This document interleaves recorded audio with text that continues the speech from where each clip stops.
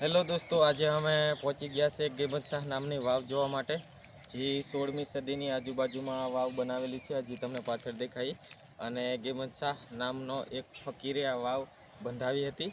અને 5 માળની આ વાવ છે. અંદર પાણી પણ છે. તો પહેલાં હું તમને ઉપરથી બતાવીશ, પછી આપણે નીચે પણ અંદર ઉતરશું અને પાણી કેટલું છે, કેટલી ઊંડી છે, એ બધું આપણે જોઈશું. તો વિડીયો એન્ડ સુધી જોજો અને ચેનલમાં નવા હોય તો સબસ્ક્રાઈબ કરી નાખજો. તો ચાલો આપણે આગળ જઈએ અને જોઈએ. અને બહુ જૂની આ વાવ છે અને અંદર પાણી પણ છે. સદીઓ પહેલાંની આ વાવ છે. ચલો જો દોસ્તો, અંદર પાણી પણ દેખાય છે. જુઓ, 5 માળની વાવ છે. તો આ કેટલી જૂની હશે. અને આ મોટા મોટા પથ્થર જોવો, એનું બાંધકામ પણ હું તમને અંદરથી બતાવીશ.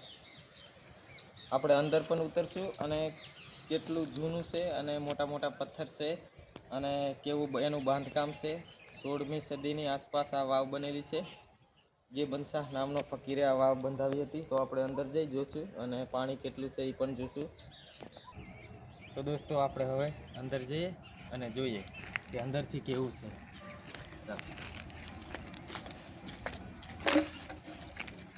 તો દોસ્તો, અહીંયા બહુ ધ્યાન રાખવી પડશે. આ જૂની વસ્તુ છે અને અંદર સાપ, નાંગ કે કોઈ અજગર કે કોઈ મગર મચ્છ ના હોય, એ બધી ધ્યાન રાખવી પડશે. જો દોસ્તો, આ મૂર્તિ પણ પધરાવેલી છે અંદર.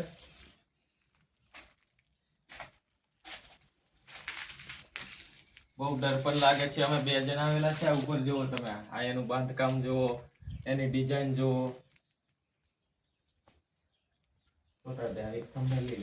તો દોસ્તો, આ પહેલો માળ, આ બીજો માળ, નીચે 3જો માળ, એનાથી નીચે 4થો અને 5મો અને 6થો માળ ડૂબી ગયો છે. આ તો મેં 5 માળ કીધી તમને, પણ આ 7 માળની વાવ છે.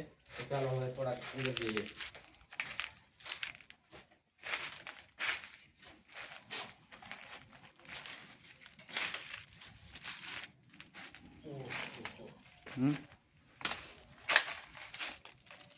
જો દોસ્તો, કેટલા વર્ષો જૂની આ વાવ હશે અને હજી પણ આને કાંઈ થયું નથી, એમનેમ છે.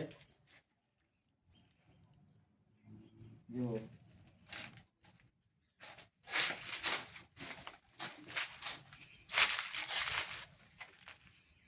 પહેલો માળ, બીજો માળ, ત્રીજો, ચોથો, 5મો અને 6થો માળ ડૂબી ગયો છે. એના નીચે કેટલા માળ છે એ ખબર નથી.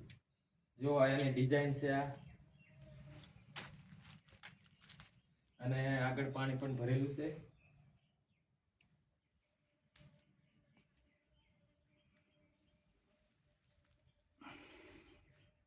આ પાવાગઢની અંદર આ વાવ આવેલી છે. હવે બહાર નીકળશું અને બહારથી પણ હું તમને બતાવીશ કેવું છે. અને આ જે આ વાવ છે, આ વાવ પૂરી થાય એટલે આને આગળ એક કૂવો છે, તે કૂવો પણ આપણે જોઈશું. તો દોસ્તો, હવે આપણે ઉપરથી પણ બતાવશું. જે ઓલો કૂવો છે એ પણ આપણે જોઈશું.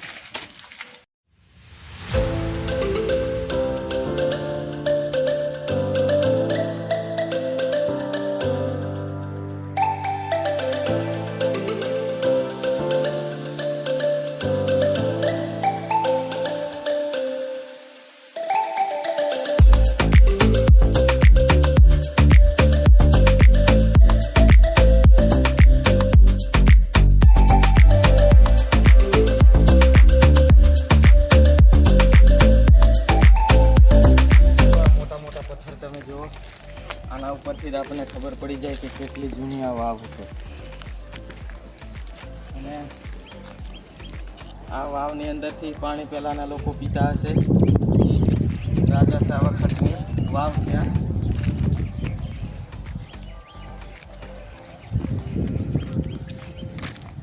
અને આ વાવ પૂરી થાય એટલે અહીંયા કૂવો છે એક, એની અંદર પણ આપણે જોશું પાણી છે કે નથી.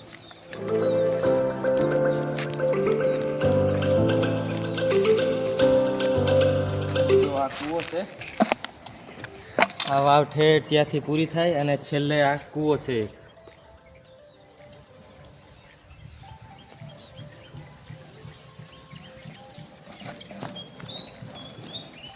આ સાઈડથી પણ થોડુંક જોઈ લઈશું આપણે.